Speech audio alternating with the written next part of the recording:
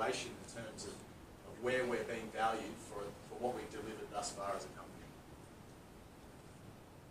We were recently tipped by the Midas column in the Mail on Sunday. Had a surprising impact on the share price, actually. I think the readership there really opened it up and got people talking about the fact that this asset, on the fundamentals, and if you look at it in the bright light of day, the scoping study, this is a very interesting asset in the hands of a junior.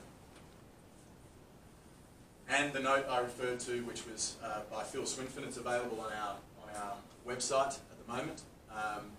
He is a very well-respected analyst in the City of London. He's worked at a number of places, Numis, who currently works at Shard.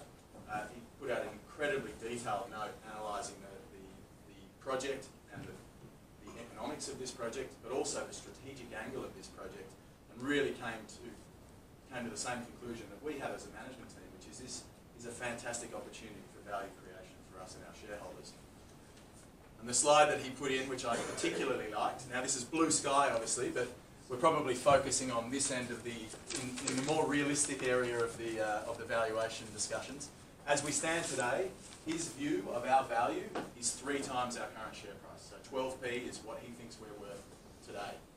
As we deliver the next phase of study and we deliver a feasibility study, that view of intrinsic value rises to 22p a share. If we take it a couple of steps down the road and we start getting closer to production, his view is that we're worth closer to 106p a share.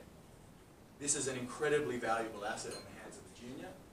And the best thing about this is we don't need a huge amount of money to get ourselves to this point here. And obviously we need to do the big capital raise to get to these points here. But in terms of value uplift, we're only 2 steps away from that 22p price target with a very limited amount of capital to spend relative to most development stage projects in the mining industry. A little bit on the board and management. Background for me, I worked for a company called Papillon Resources, which had a development stage gold asset in Mali, West Africa. Mark Connolly was the chairman. He and I were involved in that from discovery right through to construction. It was sold to a company called B2 Gold. It's now one of the best gold assets in Africa. It produces about 500,000 ounces a year at slightly less than $500 an ounce all-in sustaining costs, so a world-class gold asset. Myself and Phil Cleggett, who's at the back, worked together at Highfield Resources, which is a development stage potash asset in Spain. So a huge amount of potash experience, which is fairly rare because it is quite a niche commodity. Not very many people have got the end-to-end experience we have. And then Rob Rickson, who was a senior member of management for Xstrata. He's the real driver behind this project. He put it all together.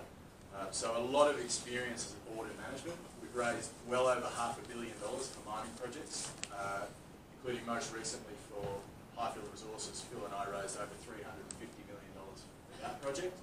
So we have a track record in being able to raise funds to develop these projects. And we're very confident, based on the numbers that we've seen in the scoping study, that we will be able to do that again.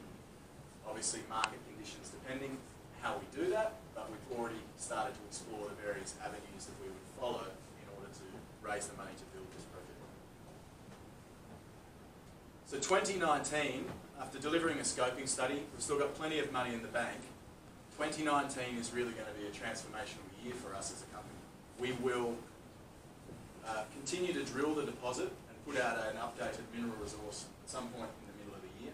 That's mostly about lifting it up to the measured and indicated category, but certainly a bit of exploration to increase the size of the project. We already have a 20-year mine life, and in fact, in the resource that was included in the scoping study, we've excluded a lot of dirt that is above the economic cut-off grade. So it's potentially that we can increase the size of the project without doing any exploration. We're about to commence the metallurgical test work that will feed in and inform the feasibility study. We will commence the feasibility study this year. Question mark on how long that will take us, but we expect it to be somewhere between 9 and potentially 12 months, which puts us in Q1 of next year to deliver that feasibility study. That will be a huge de-risking milestone for us as a company. The scoping study that we did was very detailed, but really taking it to that next step and getting into the financing discussion with the various banks and things will really come off that feasibility study. We've completed the environmental baseline assessments, really starting to assess whether or not there are any red flags or impedances to us developing this project as we contemplate it today. the good answer there is that there are none that we've seen.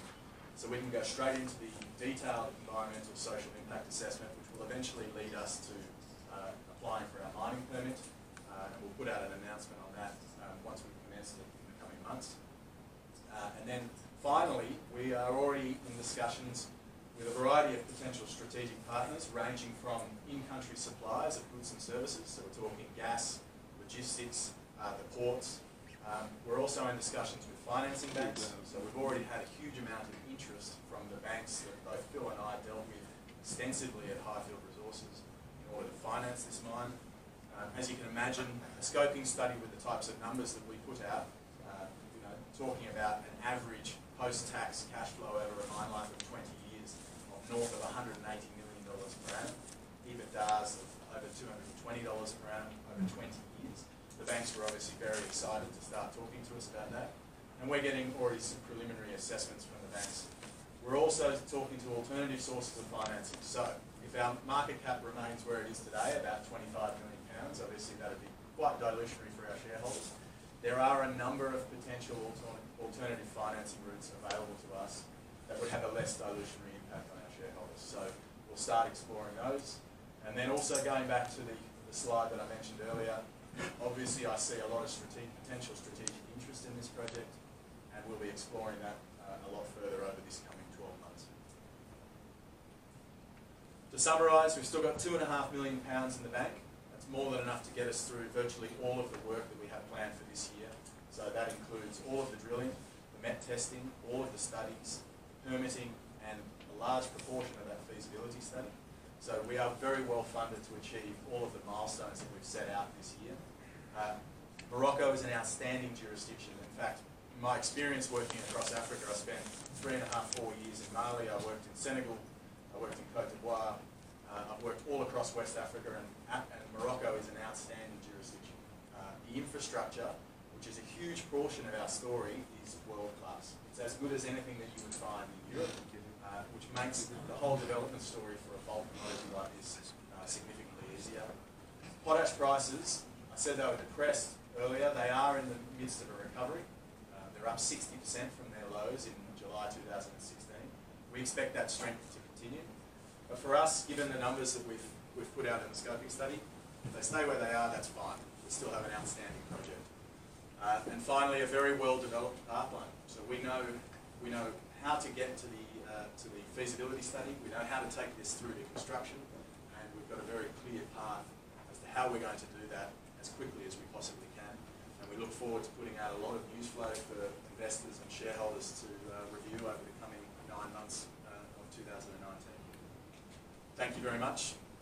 Happy to take any questions.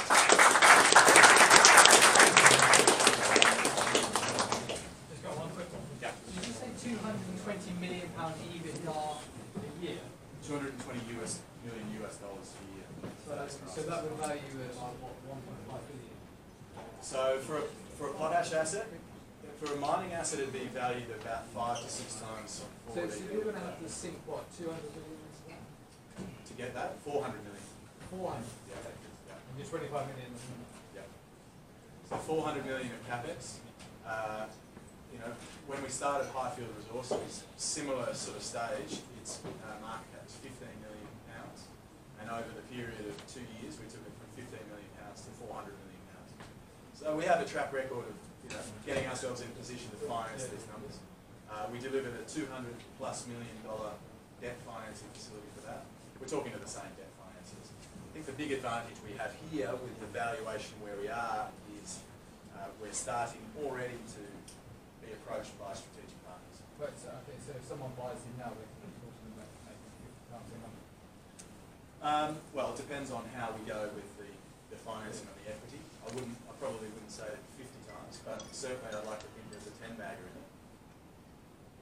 Is it grain-based, or is the production grain-based? No, it's an underground conventional room and pillar, same as virtually 90% of global potash. Last time I looked at OCP, they had revenues, I think, in the billions per annum. Yep. So I think if they wanted to take you over, they would have the financial capability to do that. So are they someone that you're deliberately courting or avoiding in your offtake discussions? So we know OCP quite well. We've been in the fertiliser game for now coming up to 6 years. So we've had a lot to do with them. They own actually part of the basin already. So there is a very logical discussion to have with them at some point. You're right, they're 6 billion of revenue, $1.5 billion a year of free cash. So they're a very big company. It makes a lot of sense for them to be our strategic partner in the long term. But you know, what we know about big companies is they sometimes don't move as quickly as we'd like them to. But we're certainly not avoiding them. We would love to have them as a partner, but it's got to be on the right terms. We're not just going to give off-take away without commensurate investment. Please. When you presented in London, or it was maybe 8 or 9 months ago, you talked about one of the project risks potentially being water ingress. I just wonder, as you work through the scoping study, is that been addressed, or is that something that you get a better handle on when you do the next stage of drilling? It's a great question. So traditionally, just for everyone else's benefit, traditionally in potash, you find a big water unit sitting above the potash mines in these underground conventional scenarios. Water is the enemy of the potash mine, and if you start to get flooded by fresh water into a potash mine, the statistics are pretty damning. It's 10 mines flooded, 0 mines reopened. The benefit in our basin that we have is there's no evidence of any aquifer. So we're in the middle of drilling right now, and all of the drill holes have confirmed what we always said, which is there's no large aquifer unit overlying. So we're growing in confidence that this is the case. We're already pretty confident, but from a technical perspective, we're now very confident that there's going to be a very limited risk of water inflow and the need to do a shaft and increase our capex and all those sorts of things in this project. So I think we're fairly confident that that's not going to be the case. Okay. Thanks. Thank you, Ed. Great story. Thank you.